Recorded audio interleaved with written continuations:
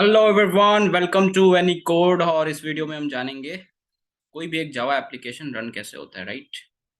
तो देखो, होता क्या है, आपको तो ये तो पता होगा कि हमें कोई भी प्रोग्राम लिखने के लिए, चाहे कैसी भी लैंग्वेज हो, C C plus plus, Java and any of the language we are using main function. मतलब हम मेन फंक्शन का यूज करते हैं कोई भी प्रोग्राम लिखते वक्त। लेकिन ये मेन फंक्शन को कॉल कौन करता है? तो मेन फंक्शन को कॉल करता है हमारा ऑपरेटिंग सिस्टम, राइट। ठीक है। तो वैसे ही एक जावा एप्लीकेशन का पूरा प्रोसेस क्या होता है रन होने का, वो हम आज इस वीडियो में जानेंगे। तो सबसे पहले तीन पार्ट होते हैं जावा में। तीन चीजें होती हैं किसी भी जावा, जो हम जावा एप्लीकेशन को रन करने के लिए तीन चीजों की रिक्वायरमेंट होती है।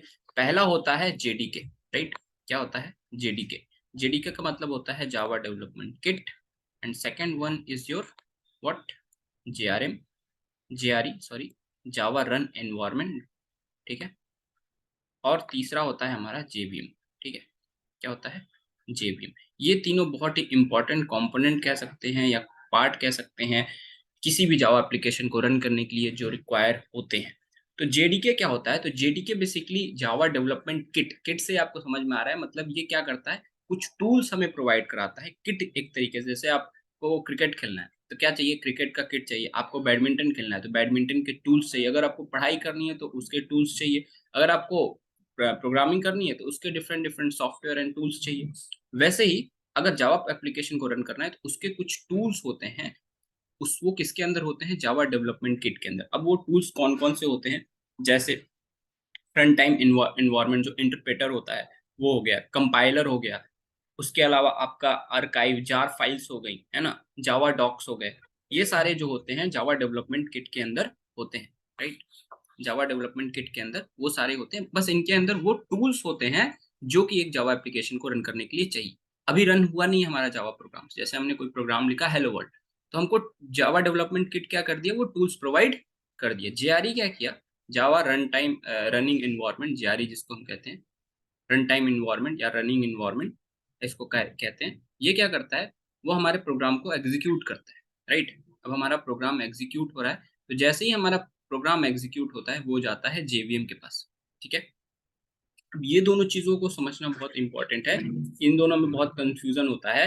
अब हमारे पास जावा डेवलपमेंट किट क्या किया? टूल्स दे दिया। अब हमको रन करने के लिए हमें एनवायरनमेंट की जरूरत पड़ेगी। अगर हमारा कोई एप्लीकेशन है, हेलो वर्ल्ड हमने लिखा है, उसको रन करना है तो उसको हमको एक एनवायरनमेंट देना होगा ना, रनिंग एनवायरनमेंट देना होगा। तो वो कौन देता है? वो जेआरई देता है। और वो जेआरई किसके हेल्प से देता है वो रनिंग एनवायरनमेंट? जेवीएम के हेल्प से देता है। That is called Java virtual machine.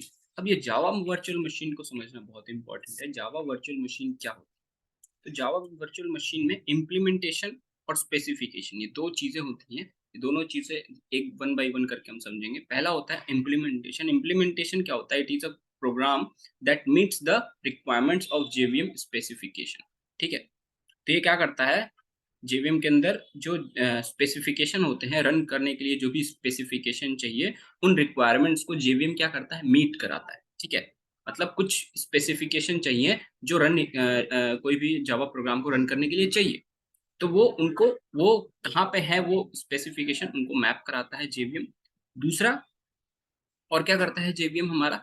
तो उसके अलावा इसको, जो हमारा जावा प्रोग्राम है जो हमने लिखा है, उनको इम्प्लीमेंट करता है। उनको जो जो रिक्वायरमेंट है उनको मैच कराता है और उन्हें इम्प्लीमेंट करता है।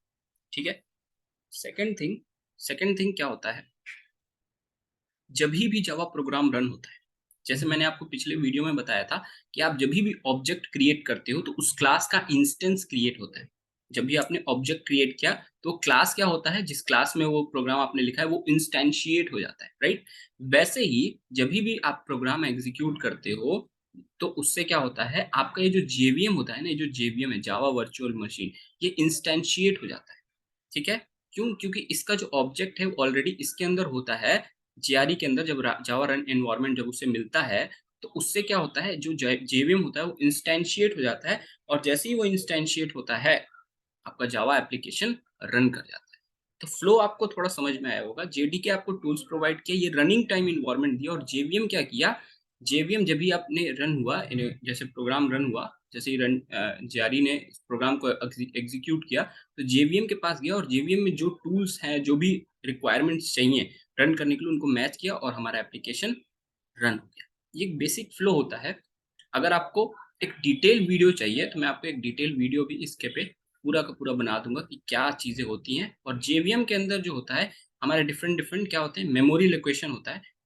जेवीएम के अंदर क्या होता है, मेमोरीज होती हैं। जैसे आपने कोई वेरिएबल डिक्लेयर किया, अगर वो लोकल वेरिएबल है तो वो कहाँ पे प्लेस होगा, अगर वो ग्लोबल वेरिएबल है या क्लास वेरिएबल है तो कहाँ पे प्लेस होगा, राइट। तो वो सारा किसके अंदर, जो मेमोरी एलोकेट होती है ना वेरिएबल्स को, वो किसके अंदर एलोकेट एलोकेट होती है, वो जावा, जो जावा वर्चुअल मशीन, उनके अंदर जो मेमोरी है, मेमोरी मैनेजमेंट जो है, वो इसी के अंदर, वो जेवीएम का ही पार्ट है। वो मेमोरी उसके अंदर ही एलोकेट होती है।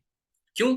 और मेमोरी अगर जो एलोकेट होती है वो रन टाइम एलोकेट होती है, वो कौन डिसाइड करता है, वो सारी चीजें आपका जेवीएम ही डिसाइड करता है, जावा वर्चुअल मशीन। कि मतलब रन टाइम मेमोरी एलोकेट करानी है या कंपाइल टाइम मेमोरी एलोकेट करानी है, वो सारी चीजें कौन डिसाइड करता है, जेवीएम। ठीक है, जावा ये आपको इन्वायरमेंट देता है, और ये जब एग्जीक्यूट होता है वो, तो क्या क्या रिक्वायरमेंट्स हैं एग्जीक्यूट होते टाइम, उनको मैच कराता है। जैसे आपने वेरिएबल डिक्लेयर किया, फंक्शन डिक्लेयर किया, तो उनको मैच कराता है और वो एप्लीकेशन को रन करता है। ये एक बेसिक फ्लो होता है। अगर वीडियो अच्छी लगी हो तो please subscribe this channel. Thanks for watching. Keep subscribe and share this video. Thank you.